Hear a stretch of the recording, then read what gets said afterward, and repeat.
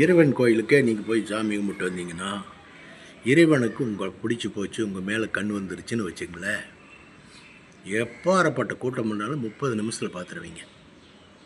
ஏதோ ஒரு ரூபத்தில் கொண்டு போய் அவர் முன்னாடி நிறுத்திடுவாங்க, பார்த்துட்டு வந்துடலாம் 30 நிமிஷத்தில்.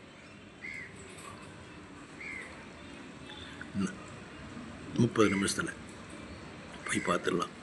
ஒரு ட்ரெயினுக்கு போகும்போது அவ்வளவு கூட்டமாக இருந்தாலும் சரி, எவ்வளவு கூட்டமாக இருந்தாலும் சரி, என்னங்க, ஏதோ ஒரு ரூபத்தில் உங்களுக்கு டிக்கெட் கையில் கிடச்சிடும். ஒருத்தர் வந்து கொடுப்பாங்க. எப்படி கொடுப்பாங்கன்னா, சார் நான் இந்த டிக்கெட் எடுத்திருந்தேன், நான் ட்ராவல் பண்ண முடியல சார், நீங்கள் அங்கேயே போகிறீங்க, இந்தாங்க போயிட்டு வாங்க அப்படின்னு கொடுத்துருவாங்க. நடக்குங்க. கடவுளுடைய அனுகரம் பண்ணுறதுக்கு சுத்தமாக இருக்கணுங்க, நெஞ்ச கழிவு இருக்கணும், எந்த பிரச்சனையும் இருக்கக்கூடாது. நம்மளுக்கு 10 ரூபா இருக்குதுன்னா உழைச்ச காசு, இது ஒரு செயின், இந்த செயின் போட்டிருக்கேன்னா இது உழைச்ச காசு, பாடுபட்ட காசில் இந்த செயின் போட்டிருக்கேன்.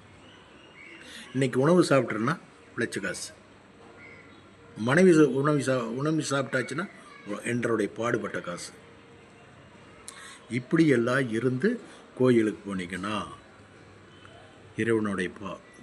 இறைவனோட பார்வை உங்கள் மேலே பட்டுரும். உங்கள் கூடவே வந்துடுவார் அவர். சரிங்களா? கூடவே வந்துடுவார்.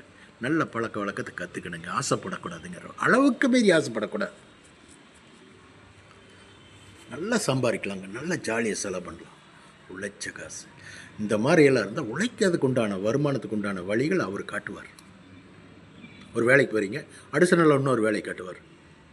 இன்னொரு வேலைக்கு போகிறீங்க, அடுத்த நாள் அவரே காட்டுவார்.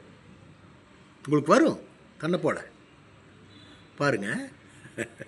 நன்றி, வணக்கம்.